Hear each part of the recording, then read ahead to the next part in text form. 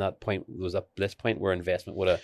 Yeah, I mean, it's like we were discussing in the car on the way over. The interesting thing that you have in the environment that we're in is that things that people can buy into to store their wealth, we're heading into a dynamic where that's much more attractive than it has been in the past. Yeah.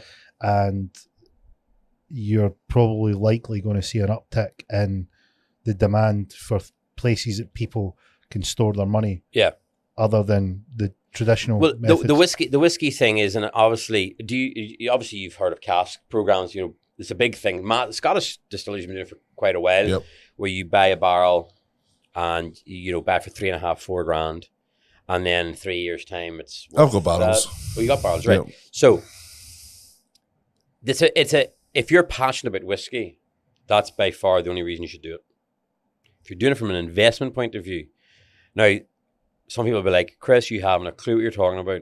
But my feeling is that you'll see it on Facebook, invest this and blah, blah. And they always use like Macallan, 50-year-old. Well, that's because he had that fucking... That's because it's Macallan fucking 50-year-old.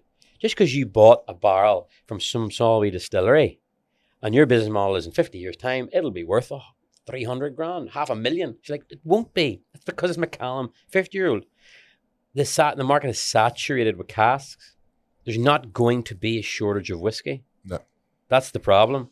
So a lot of distilleries, what they're doing is to build their distilleries, they're selling all these casks to make the money to think. So most distilleries now, a large percentage of the barrels they have in aging don't actually belong to them. And they're hoping that the consumers will let them buy them back. Yep. Essentially what they're really hoping for is a fucking recession where everybody's like, I bought that for 3.5, but I'd give it to you for 2.5. Yeah.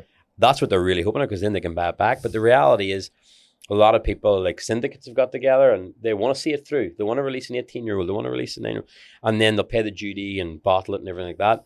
But it's disproportionate.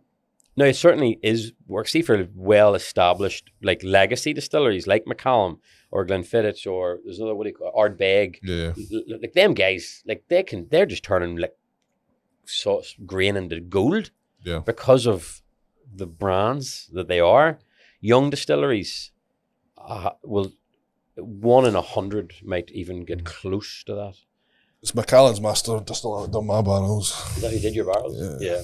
I mean, like that's like it's a bit like classic investing in cars for future classics. Yeah. Do you know what I mean? It's like, good luck. You know what I mean? I've got a 1994 Renault Clio there, I reckon. It's like, no, it'll be fucking falling apart before it even gets close to being a classic. You know what I mean? So it's definitely is a way of storing wealth, but there's a lot of schemes going on now. There's a lot of like people are selling barrels that that don't even exist. Yeah. You know, like anything that comes to investment, there's always going to be people that are going to use it as an opportunity. It's like I said earlier on, there is professional people out there that are window dressing things and not telling, telling what they believe to be the truth, and you need to decipher if it is or not. Yeah. And that's where the process becomes between arguing both sides. Yeah. What do the numbers tell you? And like, for instance, in that example, you'd be like, well, this new cask came to the market, yada, yada, yada. Well, how many casks are actually in circulation? What would be the total number be if this new batch was here? Yeah. Oh, I'm afraid there's a discrepancy here because you're selling the 100 barrels that don't exist yet. Yeah. Well, like we also we're not just in the people business, we're in the truth business, right? And you know, me selling barrels would be like pre-selling 50 sleeves. Yeah. You know what I mean? And getting all the money in and going, I'm never fucking getting them booked in. You know what I mean? Like that's what it'd be like. And then in terms of like hyperinflating value or saying that it's going to mature into something else, it's like, see that red? 50 years, that red's going to be as bright as that. Yeah. And that's the type, that's why I didn't want to do a cash program. It didn't sit well with me that I would owe people stuff that it might never be worth the value. Mm-hmm. Because these are, you know, but then again, big companies, they just meet a salesperson at a wee stand or they think that no one's really there to be accountable for it. See, I wanted to take a punt with it, so when I got all the free government money through COVID, I was like, now's the time. So it goes belly up, it cost me fuck all. If it pans out, then I've made money off nothing. Well, I think, there's certain whiskeys you're going to buy that they'll always be worth at least what you paid for it. Aye. That's the reality of it.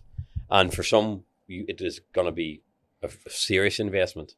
You know, like Macallum, like there is. I've seen this the forecasts of like people that bought casks back in like 1985 for like $4,000. Well, that lad bought one for 171,750 and sold it 25 years later for 246,000. Yeah, that's class returns. Like. You know what I mean? Off a fucking. Although then you could argue if you bought fucking Apple stock or Amazon stock at the same time. Yeah, but then again, those are unicorn well, situations. I mean, if you only invested in Amazon in 1996, your $1,000 would now be worth.